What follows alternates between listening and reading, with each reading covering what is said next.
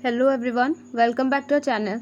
So today we'll be starting chapter 2 of class 11th Polity NCRT Political Theory books. Freedom. So freedom explores freedom as the absence of external constraints and the expansion of opportunities for individuals to make choices and realize their potential.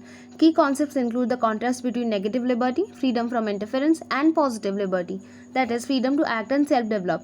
The necessity of reasonable constraints to maintain social order and prevent harm, the crucial role of the state in protecting and promoting freedom, and the link between freedom and responsibility.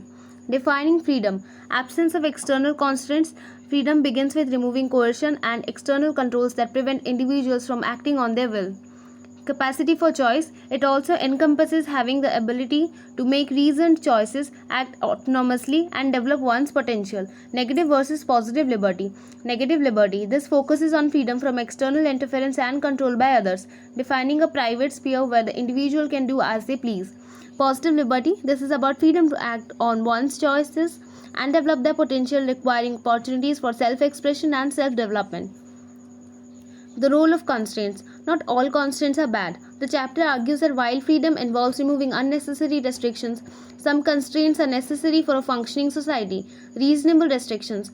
Constraints such as traffic laws, regulations against violence, or limitations on speech that incites hatred are considered reasonable to prevent harm and ensure collective well-being.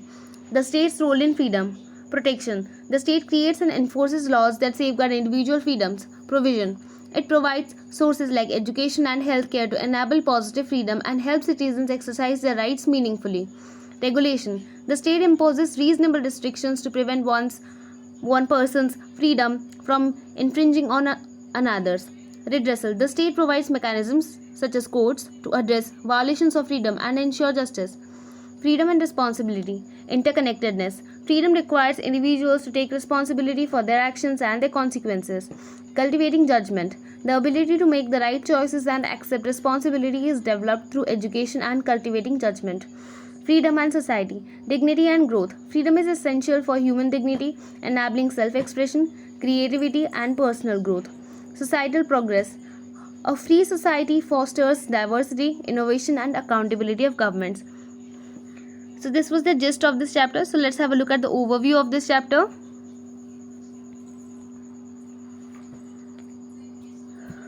Okay. Human history provides many examples of people and communities which have been dominated or enslaved or exploited by more powerful groups.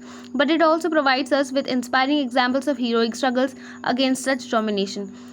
What is this freedom for which people have been willing to sacrifice and die? In its essence, the struggle for freedom represents the desire of people to be in control of their own lives and destinies and to have the opportunity to express themselves freely through their choices and activities.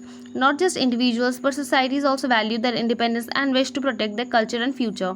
However, given the diverse interests and ambitions of people, any form of social living requires some rules and regulation. These rules may require some constraints to be imposed on the freedom of individuals, but it is recognized that such constraints develop. Okay, that such constraints may also free us from insecurity and provide us with the conditions in which we can develop ourselves. In political theory, much of the discussion regarding freedom has therefore focused on trying to evolve principles by which we can distinguish between socially necessary constraints and other restrictions. There has also been debate about possible limitations on freedom which may result from social and economic structures of a society. In this chapter, we will look at some of these debates. So after studying this chapter, you should be able to understand the importance of freedom for individuals and society, explain the difference between the negative and positive dimensions of freedom, explain what is meant by the term harm principle, the ideal of freedom.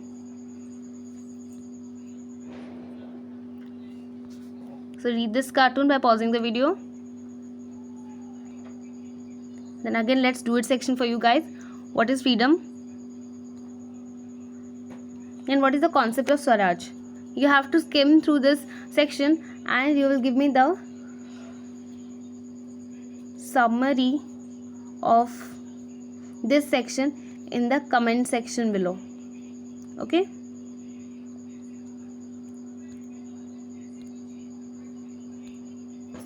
Then let's debate section for you guys. The sources of constraints. Netaji Subhash Chandra Bose on freedom. Why do we need constraints? Liberalism concept. Harm principle.